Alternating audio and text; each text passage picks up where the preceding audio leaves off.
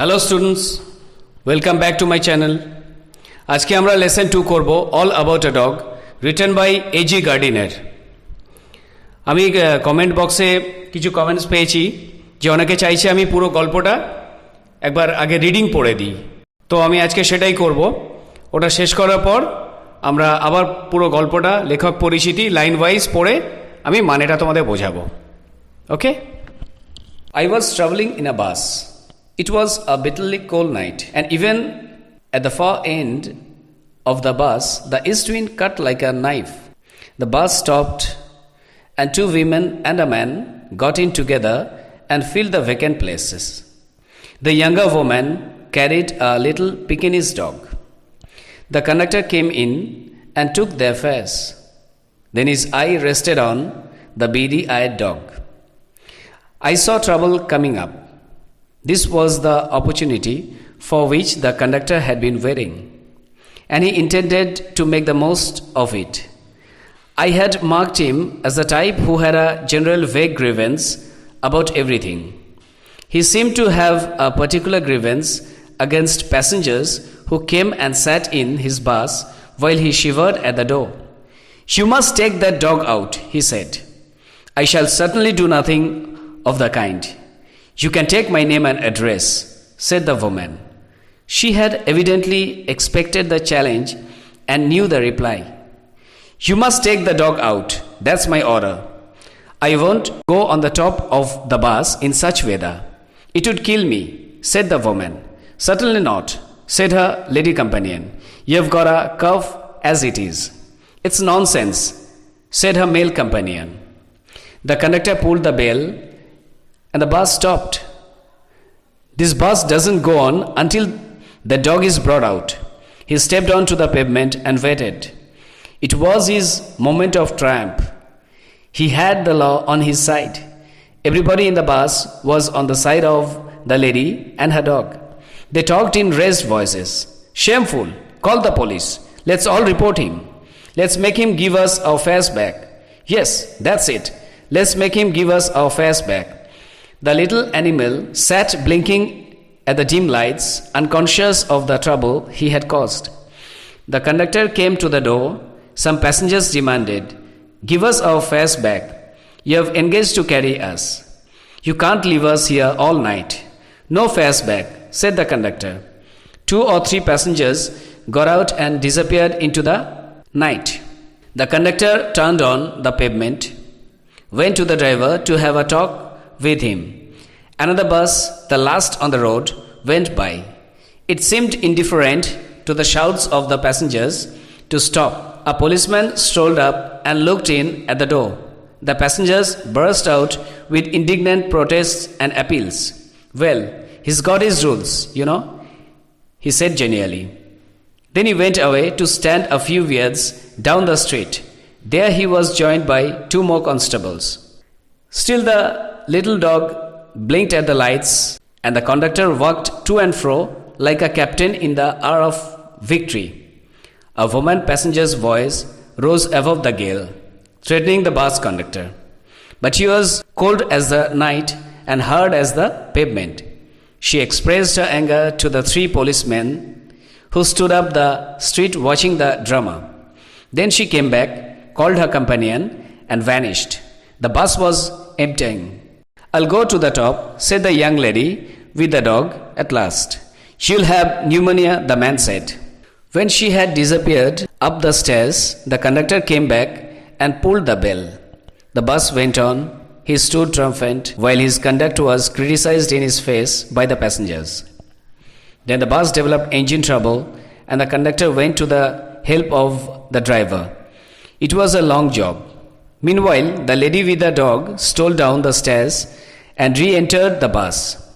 When the engine was put right, the conductor came back and pulled the bell. Then his eye fell on the dog, and his hand went to the bell rope again.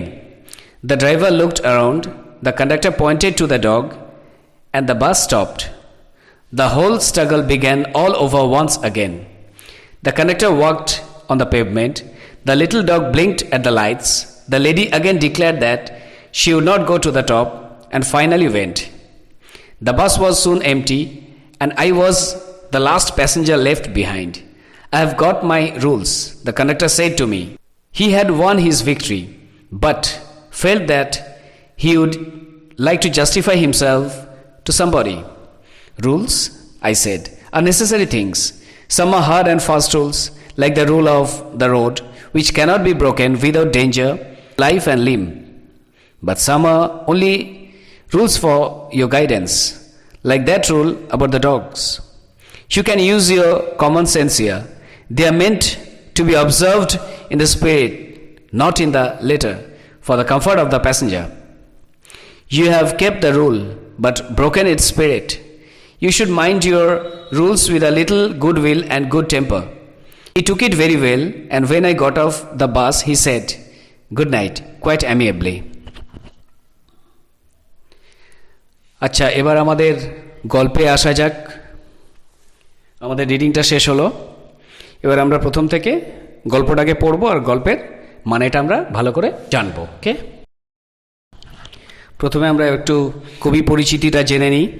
Alfred George Gardiner 1865 to 1946 was a British journalist and author. Alfred George Gardiner, যিনি 1865 সালে জন্মেছিলেন এবং 1946 সালে মারা গেছিলেন, তিনি ছিলেন একজন British সাংবাদিক এবং লেখক। His essays written under the pen name Alpha of the Plough are highly regarded. তার প্রবন্ধগুলি তার ছদ্মনাম আলফা অফ দ্য প্লাউ নামে লেখা হয়েছিল, যেগুলি ভীষণভাবে সমাদৃত। His uniqueness lay in his ability to teach the basic truths of life in an easy and amusing manner. তার লেখার অনবদ্যতা বোঝা যায় যখন তিনি জীবনের মূল সত্যগুলি খুব সহজ ও সরস পদ্ধতিতে শেখান। The pillars of society, pebbles on the shore, many furrows and leaves in the wind are some of his well-known writings. The pillars of society, pebbles on the shore, many furrows and leaves in the wind, তার বিখ্যাত লেখাগুলির মধ্যে কয়েকটি। In this text, which is an edited version of Gardiner's essay of the same name, the author observes how a bus conductor makes a lady go up to the uncovered top of a double-decker bus on a freezing evening just because she is carrying a dog. এই মূল পাঠ্যটি একটি সম্পাদিত সংস্করণ, যেটা গার্ডিনারের একই নামের একটি প্রবন্ধ থেকে। তিনি লক্ষ্য করেছেন কিভাবে এক কনকনে ঠান্ডার সন্ধ্যায় এক বাস কন্ডাক্টর একটি মহিলাকে একটি ডাবল ডেকার বাসের খোলা ছাদে যেতে বাধ্য করেছিল, কারণ তিনি একটি কুকুর সাথে নিয়ে বাসে চড়েছিলেন। While watching the incident and its reaction among other passengers, the author wonders whether rules should be tempered with goodwill in order to make them more human. যখন তিনি ঘটনাটা লক্ষ্য করছিলেন এবং এই ঘটনায় অন্যান্য যাত্রীদের প্রতিক্রিয়া কেমন ছিল, তখন তিনি বিস্ময় প্রকাশ করলেন যে নিয়মগুলি তাদের মানবিক করার জন্য সদিচ্ছার সাথে মেনে চলা উচিত। তাহলে এবার গল্পে আসা যাক। I was traveling in a bus. আমি একটি বাসে ভ্রমণ করছিলাম। It was a bitterly cold night, and even at the far end of the bus, the east wind cut like a knife. এটি একটি কনকনে ঠান্ডা বা শীতের রাত ছিল, আর বাসের একেবারে শেষ প্রান্তে পূর্ব দিকের বাতাসটা ছুরির মতো কেটে যাচ্ছিল। The bus stopped, and two women and a man got in together and filled the vacant places. বাসটা থামল, আর দুজন মহিলা ও একজন পুরুষ একসঙ্গে বাসে উঠলেন এবং ফাঁকা সিটগুলোয় বসে পড়লেন। The younger woman carried a little Pekinese dog. ওই দুজন মহিলার মধ্যে কম বয়সী মহিলাটি সাথে একটি ছোট পিকিনিস কুকুর এনেছিলেন বা বহন করছিলেন। The conductor came in and took the fares. Conductor ভেতরে এসে তাদের কাছ থেকে ভাড়াটা নিল। Then his eye rested on the beady eyed dog. তারপরে কন্ডাক্টরের চোখ গিয়ে পড়ল পুঁতির মতো চোখওয়ালা ওই কুকুরটার ওপর। I saw trouble coming up. Narrator বলছেন যে আমি দেখলাম ঝামেলা শুরু হতে চলেছে। This was the opportunity for which the conductor had been wearing and he intended to make the most of it. Conductor এই সুযোগের অপেক্ষা করছিল আর সে সুযোগটা পুরো কাজে লাগাতে চাইছিল। I had marked him as the type who had a general vague grievance about everything. আমি লক্ষ্য করেছিলাম যে কন্ডাক্টরটি সেই ধরনের মানুষ যাদের সব কিছুতেই একটা অস্পষ্ট অভিযোগ থাকে। He seemed to have a particular grievance against who came and sat in his bus while he shivered at the door. মনে হচ্ছিল বিশেষত যেসব যাত্রীরা বাসে উঠে ভিতরে বসে তাদের প্রতি তার বিশেষ বিদ্বেষ আছে যখন তাকে দরজার কাছে দাঁড়িয়ে কাঁপতে হয়। You must take that dog out, he said. Conductor বলল, আপনাকে অবশ্যই কুকুরটা বাসের ভেতর থেকে বের করে দিতে হবে।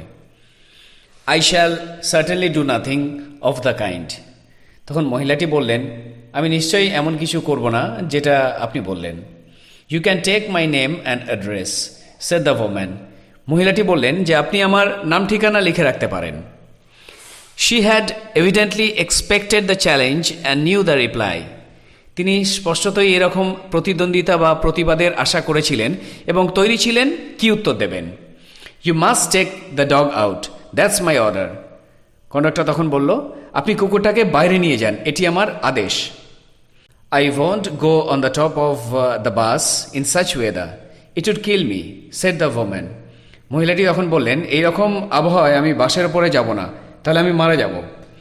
Certainly not, said her lady companion. You have got a cough as it is. একদমই যাবে না, তোমার কাশি হয়েছে, মহিলা সঙ্গীটি বললেন। It's nonsense, said her male companion. বোকার মতো কথা, পুরুষ সঙ্গীটি বললেন। The conductor pulled the bell and the bus stopped.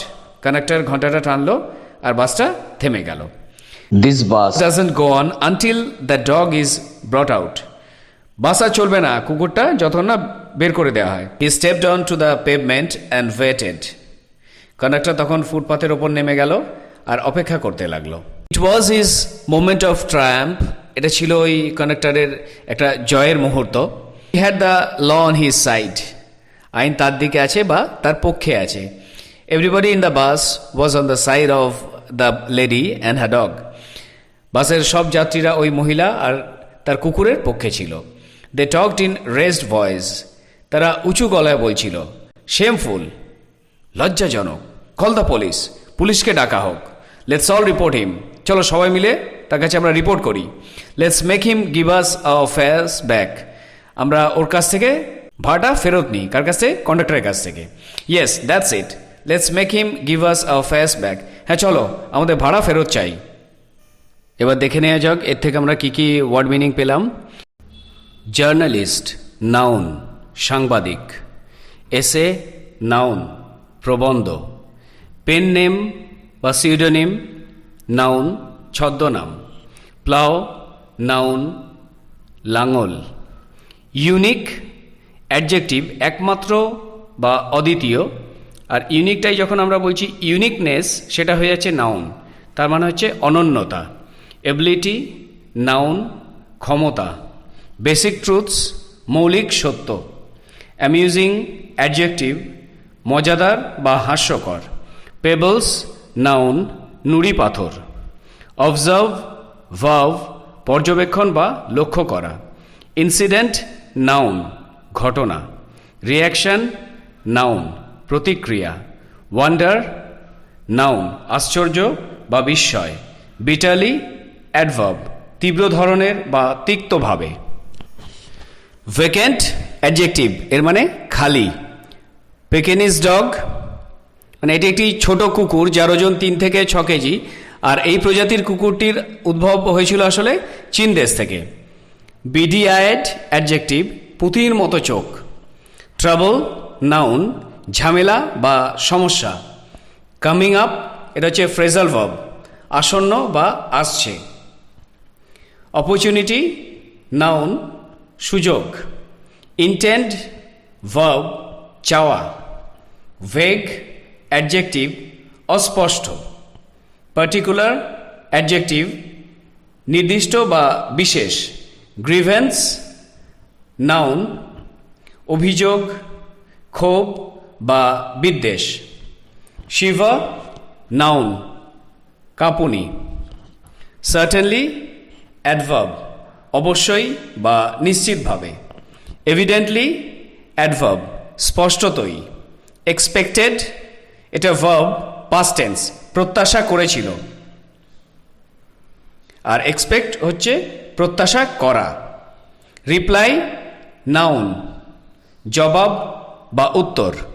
Companion noun, সঙ্গী বা সহপাঠী। পুল ভার্ব টানা। রেজড ভয়েস, চড়া স্বরে বলা। তো আজ এ পর্যন্তই। আর আমার ভিডিওটা ভালো লেগে থাকলে ভিডিওটিতে একটি লাইক দিয়ে দিও ও নিচে থাকা সাবস্ক্রাইব অপশানটি প্রেস করে পাশে থাকা বেল বাটনটি অলে সেট করে দিও, যাতে পরবর্তী সময় আমার এইরকম সব ভিডিওগুলো তোমরা পেতে পারো।